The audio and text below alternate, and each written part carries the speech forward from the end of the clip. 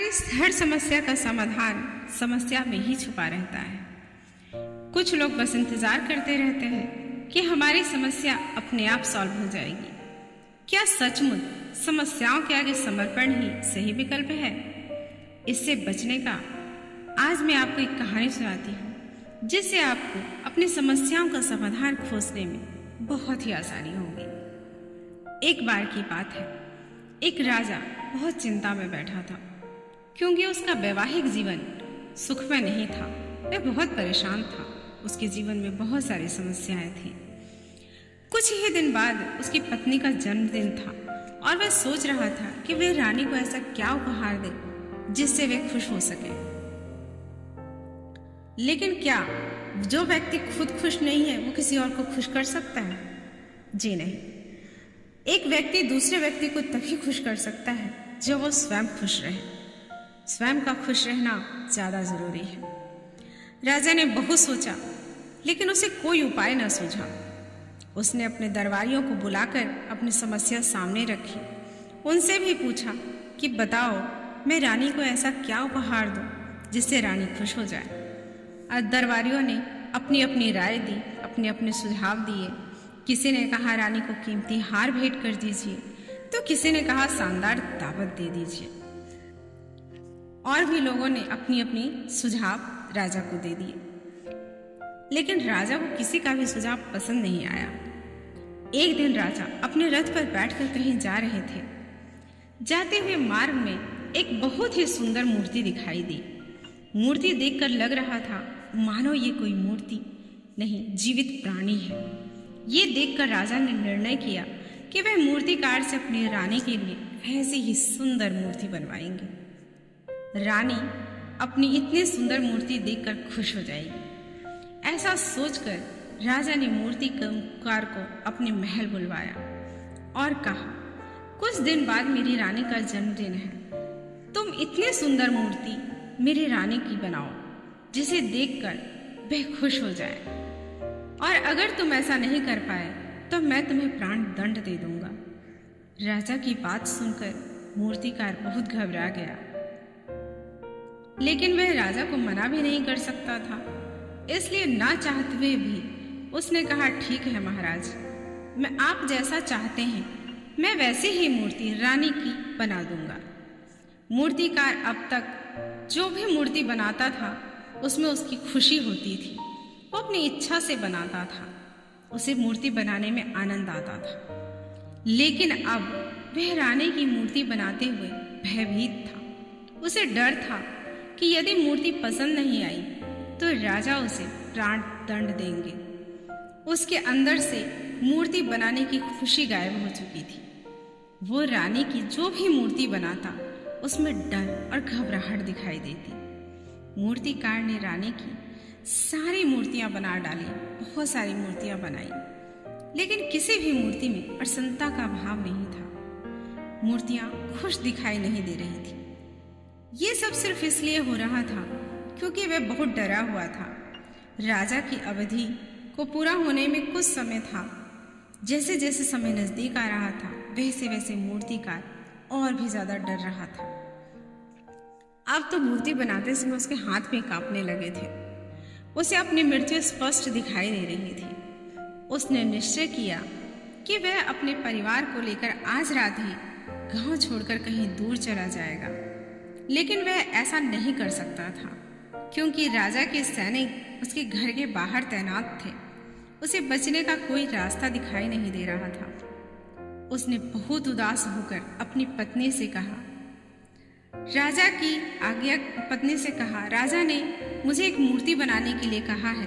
अगर मैं मूर्ति नहीं बना पाया तो राजा मुझे प्राण दंड दे देंगे और मुझसे मूर्ति नहीं बन पा रही है। इसलिए अब तुम्हें अपने बच्चों की परवरिश अकेले ही करनी होगी, क्योंकि राजा तो मुझे प्राण दंड दे ही देंगे। अगली सुबह एक साधु भिक्षा मांगने उस मूर्तिकार के द्वार पर पहुंचे। उसको बहुत उदास देखकर उस भिक्षुक ने उनसे पूछा, क्या कारण है जो तुम इतने उदास हो? और कहा, जीवन में सुख और दुख तो लगा ही रहता है, सभी दुखों और समस्याओं का हल हमारे ही पास होता है, लेकिन हम सिर्फ अपनी समस्याओं के बारे में ही सोचते रहते हैं। हमें समस्याओं से ज़्यादा उसके समाधान के विषय में सोचना चाहिए। अगर तुम ध्यान से देखो तो हर समस्या का समाधान भी है और हर दुख का निवारण भी है। मूर्तिकार उस भिक्षु के चरणों में गिर जाता है और अपनी संपूर्ण व्यथा बताकर उनसे अपनी समस्या का समाधान पूछता है। इस पर भिक्षुक उसे समझाते हैं, आंख बंद कर लेने से समस्या खत्म नहीं होती, वो तो जस की तस बनी रहती है।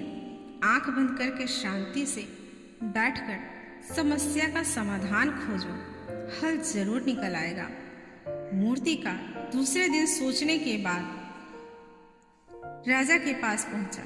राजा ने मूर्तिकार को देखते ही कहा, क्या रानी की मूर्ति समय से पहले ही तैयार हो गई है? इस पर मूर्तिकार ने कहा, नहीं महाराज, मूर्ति अभी तैयार नहीं हुई है, लेकिन मूर्ति बनाने से पहले मैं रानी से मिलना चाहता हूँ, तभी मैं रानी की मूर्ति बना पाऊंगा। अगर आप मुझे रानी से मिलवाएंगे तो मैं रानी की मनचाही मूर्ति बना पाऊंगा। राजा ने मूर्तिकार की बात मान ली और उसे रानी के पास ले गया। मूर्तिकार ने रानी से पूछा, महारानी जी, किसी औरत के लिए सबसे बड़ा दुख क्या है? तो रानी ने जवाब देते हुए कहा, किसी औरत का मां न बन पाना उसके जीवन का सबसे बड़ा दुख है। इस मूर्तिकार ने रानी से दूसरा प्रश्न पूछा कि किसी औरत का सबसे बड़ा सुख क्या है? रानी जवाब देती है, किसी भी औरत का सबसे बड़ा सुख उसके पति और उसके बच्चों का उसके पास होना है। मूर्तिकार राजा और रानी से आज्ञा लेकर वापस अपने घर आ गया। वह खुशी खुशी मूर्ति बनाने में जुट गया। आखिरकार रानी के जन्मदिन वाले दिन मूर्ति बनकर तैयार हो गई। उसे लेकर वह राजा के महल पहुंचा। राजा मूर्ति को लेकर बहुत बेचैन था। वह सोच रहा था कि ना जाने मूर्ति कैसी बनी होगी, रानी को वह मूर्ति पसंद आएगी कि नहीं आएगी। लेकिन राजा को विश्वास था कि मूर्तिकार ने जैसी भी मूर्ति बनाई होगी वह रानी को जरूर पसंद आएगी। मूर्तिकार की मूर्ति एक लाल कपड़े से ढकी हुई थी। रानी ने जैसे ही मूर्ति से कपड़ा हटाया, रानी की आंखों से आंसू बहने लगे। राजा ने सोचा शायद रानी को यह मूर्ति पसंद नहीं आई। तभी रानी बोली, इस मूर्ति में, एक ही मूर्ति में मेरा दुख और सुख दोनों दिखाई दे रहा है। ये मूर्ति तो वाकई लाजवाब है। इतनी सुंदर मूर्ति मैंने आज तक नहीं देखी।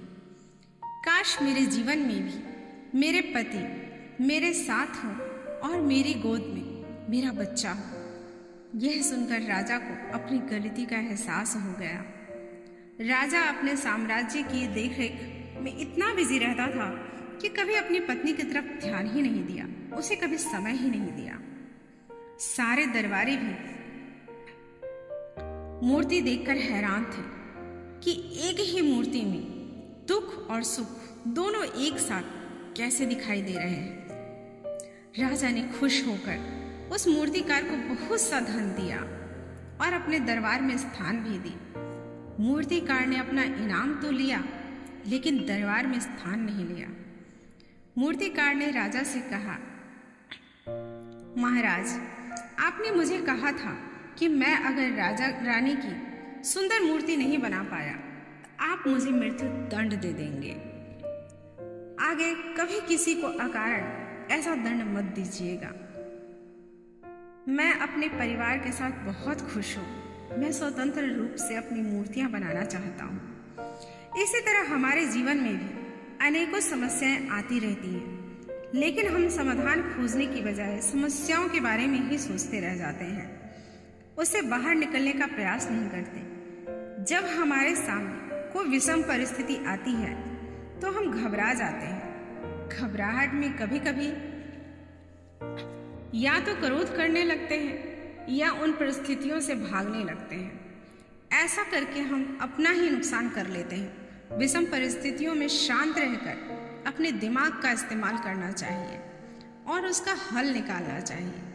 जो व्यक्ति शांत रहकर समाधान खोजते हैं उन्हें उनकी समस्या का समाधान मिल ही जाता है।